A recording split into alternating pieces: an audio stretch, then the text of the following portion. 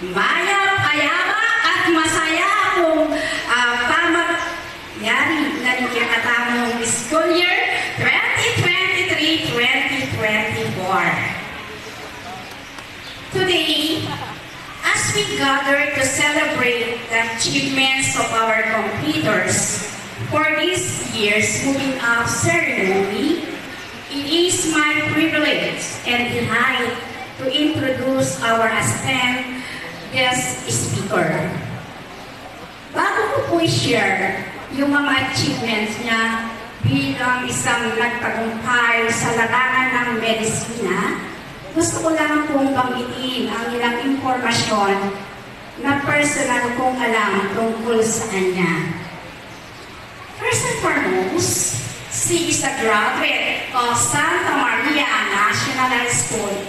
She graduated in 1994. Second batch po sila sa akin. She was a consistent honor student during her high school days. She is the youngest daughter of late Apong Arong and Apong Tolyang. Kilala natin sila. Napakalalo po ng bahay nila. Diyan lang po sila sa tapat ng ikalawang gate natin. She is also the sister-in-law o bayaw ng dalawa sa teacher natin, si Ma'am Dina at Ma'am Judith Timol. After high school, she enrolled at National University and obtained a degree of Bachelor of Science in History. She is married to Mr. Ryan R. Paking, also a dentist from Tuguegarao City, Cagayan, and blessed with 2 children. She is one of those alumni who go back regularly to our school to render free services for the students. Siya po ay nagbibigay ng libreng dental services sa mga estudyante natin na nag-stop lang because of the pandemic. Today, she is with us from Cagayan to Pampanga to be our source of inspiration for this moving up ceremony. As one of her former teachers, nakakataba ko ng puso ang sinabi na kanina. Pero it's just between me and her po. I am very sure that she can be a great source of valuable insights, rich experiences, and inspiration to all of us, especially our dear completers.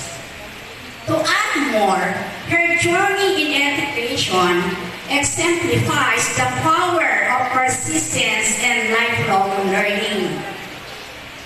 After graduating from college and passing the board exam in the same year, her pursuit of excellence led her to undertake advanced studies in orthodontics in 2014 and receptorship studies in dental implants in 2015, enriching her skills and expertise. Beyond her professional achievements, she has also exemplified the true spirit of service.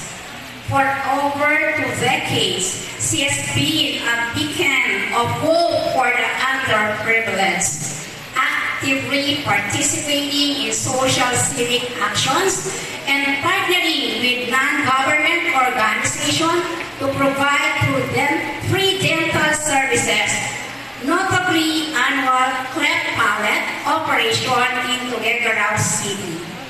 Furthermore, her commitment to her profession has extended to her active involvement in the Philippine Dental Association, Tuguegarao City, Cagayan Dental Chapter.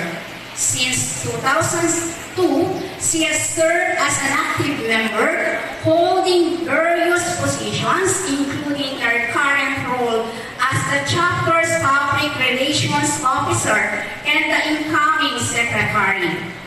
In conclusion, her journey reminds us that success is not merely measured by personal achievements, but by the impact we make on others' lives. Her dedication, compassion, and leadership will surely serve as an inspiration to all. Please join me in welcoming Dr. Jocelyn Pingon Aki as she shares her insights and expertise with us today.